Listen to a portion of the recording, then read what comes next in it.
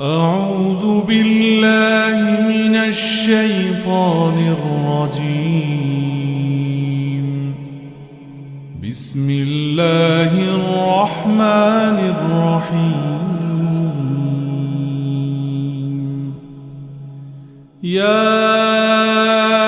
أيها المزمل قم الليل إلا قليلا نصفه أو انقص منه قليلا أو زد عليه ورتل القرآن ترتيلا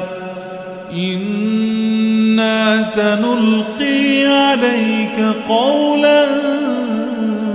ثقيلا إن ناشئة الليل هي أشد وطئا وأقوم قيلا إن لك في النهار سبحا طويلا واذكر اسم ربك وتبتل إليه تبتيلا رب المشرق والمغرب لا إله إلا هو فاتخذه وكيلا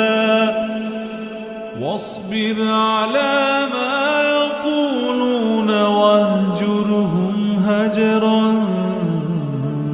جميلا وذرني والمكذبين أولي النعمة ومهلهم قليلا وذرني والمكذبين أولي النعمة ومهلهم قليلا إن لدينا أنكالا وجحيما وطعاما ذا غصة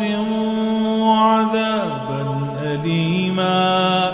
يوم ترجف الأرض والجبال وكانت الجبال كثيبا مهيلا إنا أرسلنا إليكم رسولا شاهدا عليكم كما أرسلنا إلى فرعون رسولا فعصى فرعون الرسول فأخذناه أخذا وبيلا فكيف تتقون إن كفرتم يوما يجعل البلدان شيبا السماء منفطر به كان وعده مفعولا إن هذه تذكرة فمن شاء اتخذ إلى ربه سبيلا إن ربك يعلم أنك تقوم أدنى من ثلثي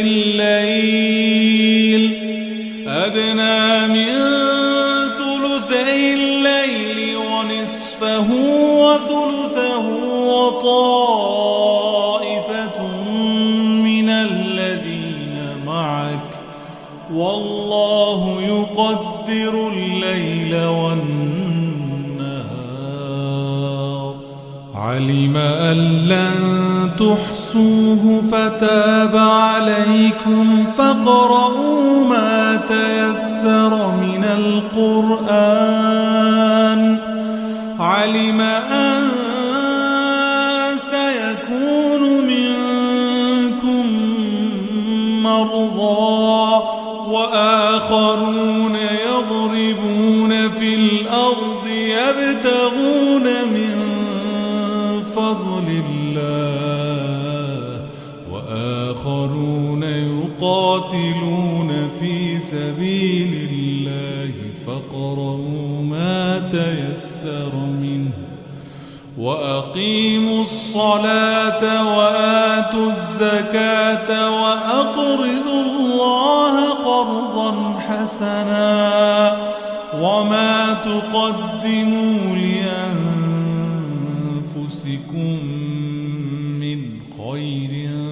تجدوه عند الله